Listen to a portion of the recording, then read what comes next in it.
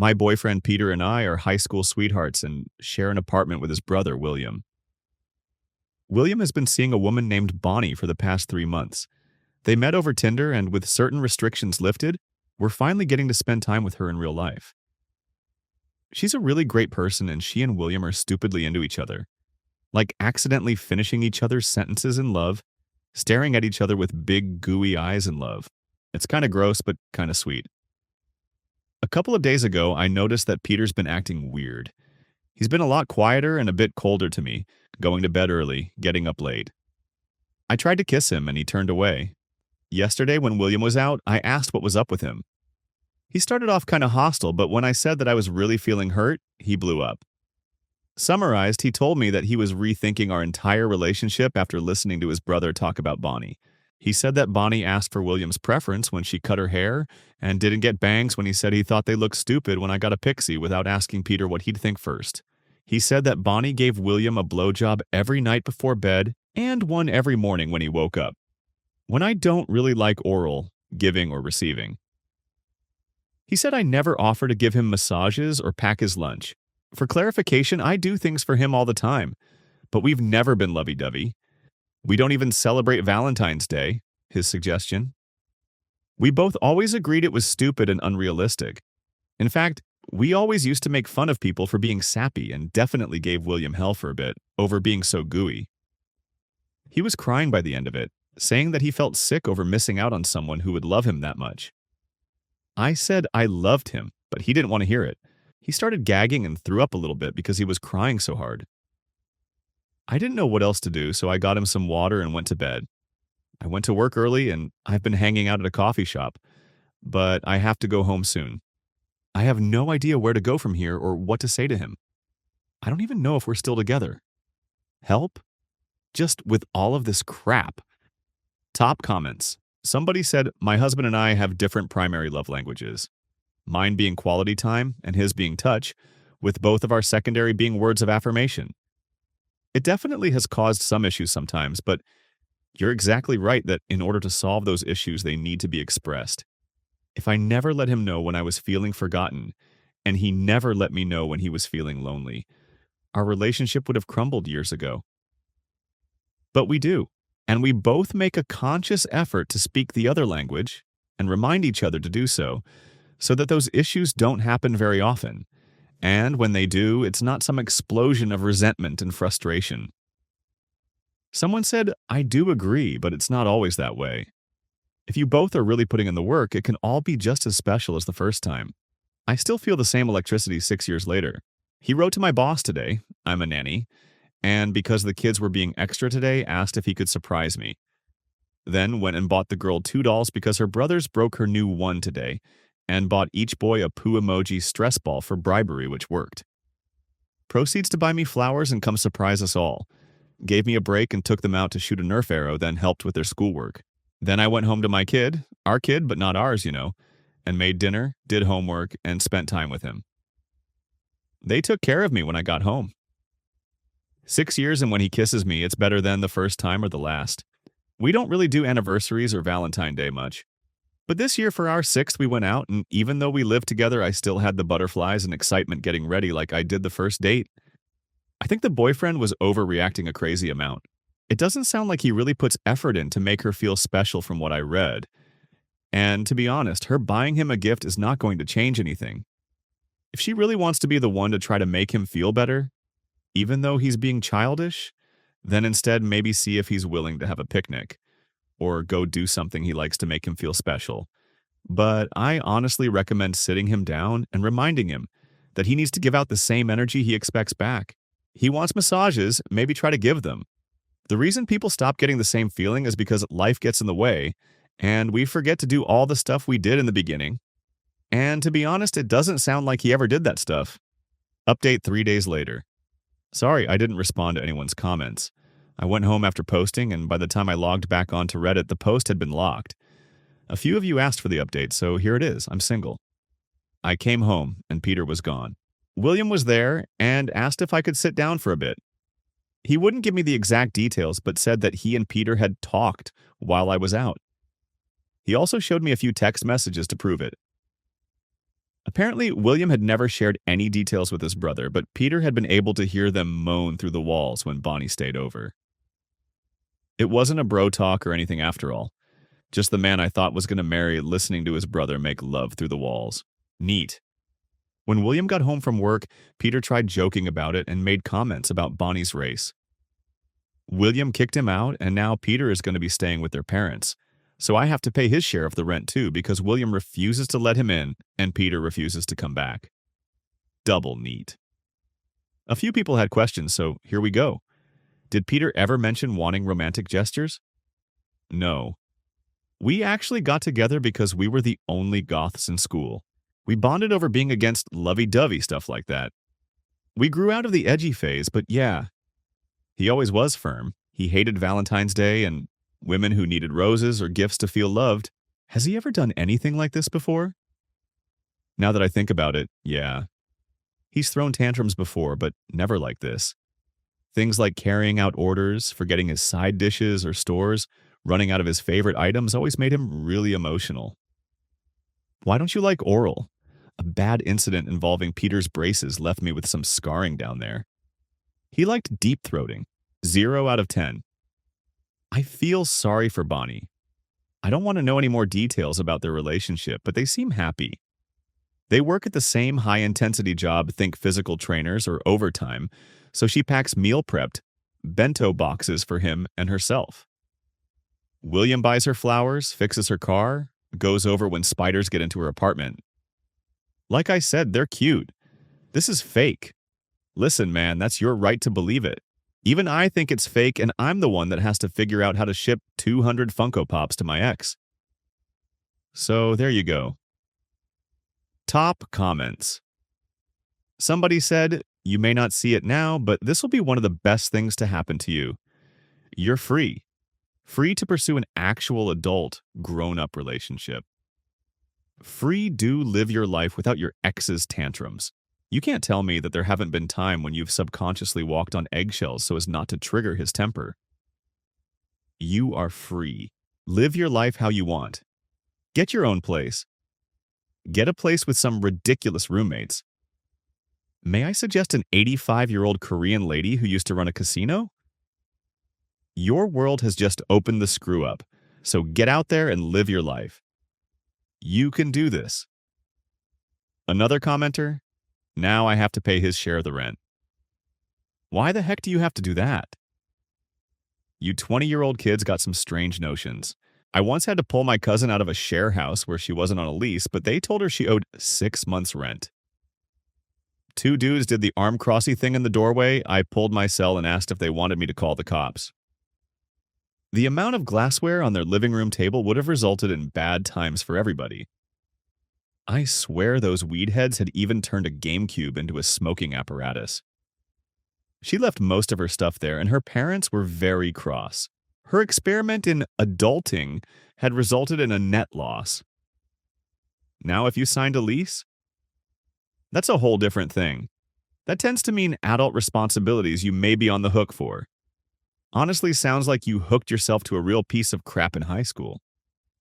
Your crap about genital scarring from braces does ring false. How the hell would you not notice that crap? I don't drink alcohol.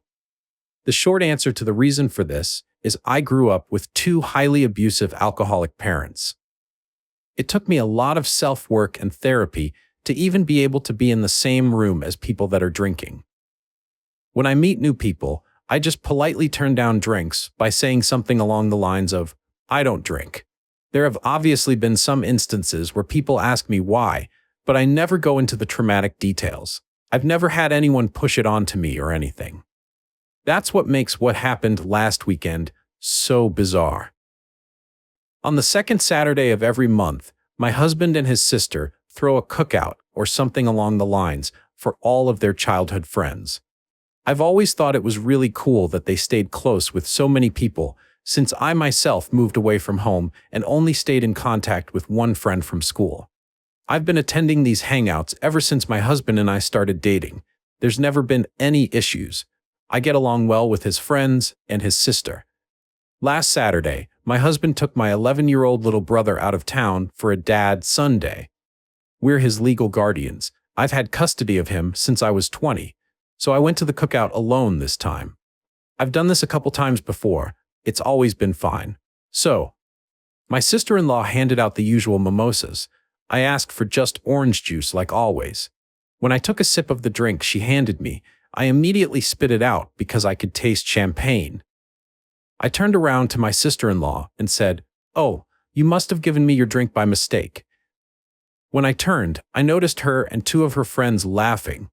I was so confused. I asked what was going on, and my sister-in-law said through her giggles, "We thought it would be funny to see how you react to alcohol, since we've never seen you drink it before. You should have seen your face." I was honestly just so shocked that my only response was, "What the hell?" As they continued laughing, I just told them I was leaving. I honestly don't even remember that drive home because I was trying to keep myself from having a panic attack. When I finally got home, I just broke down crying. My husband and brother got home shortly after that, and I couldn't hide how I was feeling, even if I wanted to. My husband immediately asked me what was wrong, and I just broke down again. I hate that my brother had to see me cry. I try to keep our house as happy and safe as possible. After I put on a movie for my brother, I explained what happened to my husband. He was so mad. I've never seen him like that before. He told me to go relax with my brother and he was going to sort everything out. I could hear him yelling at his sister on the phone, and after almost an hour, he came and sat with us and told me we wouldn't be seeing her again. The next day, we told my mother and father-in-law. I've always been really close with them, so I wanted to confide in them, but I was obviously scared because that's their daughter, and I didn't want to talk bad about her to them. To my surprise, they were absolutely mortified and so apologetic on behalf of their daughter. I'm so glad because my little brother adores them. It would have been devastating if our relationship with them suffered because of this. So yeah, this past week has been so weird. I feel weirdly betrayed. I hate that my sister-in-law and her friends used me as some sort of entertainment for the day. I know that they don't know the trauma this triggered inside of me, but I'm just so confused on why they thought that was an okay thing to do. I also feel guilty because I don't want my husband to stop going to the cookouts and lose his time with his friends, and I don't want him and his sister to never see each other again because of me. My husband is amazing and has assured me it wouldn't be my fault if they never speak again. It's just hard not to feel that way. Don't worry though, I've had a lot of emergency therapy sessions this week, and I know I'll be okay. It was just such a bizarre thing to experience. It seems like such a small, inconsequential thing to have happened to me. But it's been a crash course on trauma, triggers, PTSD, etc. Typing it out has been so helpful. Thanks for listening to my ramblings. Top comments. Commenter 1. What the hell would make your sister-in-law think this was acceptable? I'm assuming she didn't know why you don't drink. What if you were in recovery or something, and she triggered a relapse? Going no contact with her seems like the right thing to do. I'm sorry you had to go through that, and I'm happy to hear your husband and his parents aren't coddling their daughter. I'm wondering if she has a history of stuff like this, and that's why your in-laws were so immediately apologetic. Commenter 2. Some people like your sister-in-law have no sense, but have been blessed with the privilege of never having a trauma touch them. They are frivolous and unserious people. They are malicious children. Let them be frivolous and unserious people together. Grateful you have a strong support system in the form of your mother-in-law, father-in-law, and husband. Commenter 3. She seems like she would be cool with giving someone pot brownies and watching them trip out as a joke/funny. Stay away from her. That's a scary person. Commenter 4. In my experience, some people tend to get really weird and insistent when you say you don't drink. Like, I get how so many cultures have ingrained social drinking into their framework and all that, but it's incredibly off-putting how many people I've encountered who get genuinely offended that you don't. Hell, you'd think people like this would be appreciated more, so they don't do something moronic like attempt to drive after a night of heavy drinking. I'll never understand it. Update 4 days later. Thank you to everyone that left me kind comments and messages on my previous post. I'll just get right into the update. A lot of you guessed right. This isn't the first time my sister-in-law has done something like this. She is definitely what some would consider a mean girl. My husband and his parents have had multiple falling outs with her over the years, but they've been on good terms recently until she pranked me. So yeah, I could see how my husband's immediate reaction to go no contact seemed like an overreaction, but he's dealt with a lot from her in the past. I don't want to give any specific examples because they're personal to my husband and his family. Hope you all understand. So here's what happened after my last post. After talking with my therapist and my husband, I decided I wanted to message my sister-in-law. I asked her if she wanted to get lunch and talk about what happened. I wanted to explain some of my past to her, my PTSD diagnosis, and why what she did affected me so much. I just wanted this to be over and for us to come to an understanding, but she never responded. A couple of my husband's friends that were at the cookout when the prank happened called us to check in on me. They said they had no idea my sister-in-law planned that and they never would have let it happen. That's probably why she didn't clue them in on the prank. They told me that after I left, they told her it wasn't cool. After a couple days, I just gave up hope of her messaging me back and decided to start moving on. Yesterday, my sister-in-law blew up my husband's phone. She said some pretty awful things. To summarize, it was along the lines of, "It's not my fault your wife is a pussy that is scared of champagne." She called me a bunch of names, from everything to puss, etc. She said she never liked me, and she wished my husband stayed with his high school girlfriend. They broke up when they were 18, by the way. My husband is 30. The worst thing she said was, my husband was just doing charity by taking in a couple of orphans. If you don't remember, I have custody of my 11-year-old brother, and we don't have any contact with our parents because they're abusive. So, yeah, some pretty awful stuff. I was honestly just shocked. I thought we got along fine. We were never best friends or anything, but I had no idea she held this much animosity towards me. Maybe she's just embarrassed and lashing out because her parents or some of her friends berated her for it? I don't know. My husband sent just one message back to her saying he never wants to see or talk to her again, and then blocked her and her husband's numbers. He told his parents what happened, and they were furious too. I don't know what they said to her, but they're about as done as my husband. Since I've been in therapy and have support around me, her words didn't bother me much. I know she obviously has some problems to deal with, and I'm just her latest target. The worst thing she did was bring my brother up. I'll never forgive her for that. He's not an orphan. He has two parents that love him, and I'm not either. I have in-laws that love and support me. They always have my back, even when it comes to their own daughter. If I never see my sister-in-law again, I'd be fine with that. I truly hope one day she'll come to her senses and understand the way she treats people isn't right. We've decided to turn every second Saturday of the month into Family Day in place of the cookouts. I'm going to be just fine. I'm already feeling miles better than I did writing my previous post. For everyone calling me dramatic, I'm genuinely glad you don't have experience with PTSD or triggers.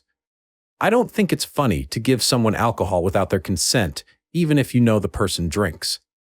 Anyway, again, thank you for all the kind words. I hope there will be no more updates, but if anything crazy happens, I'll let you know. Relevant. Top comments. Commenter 1.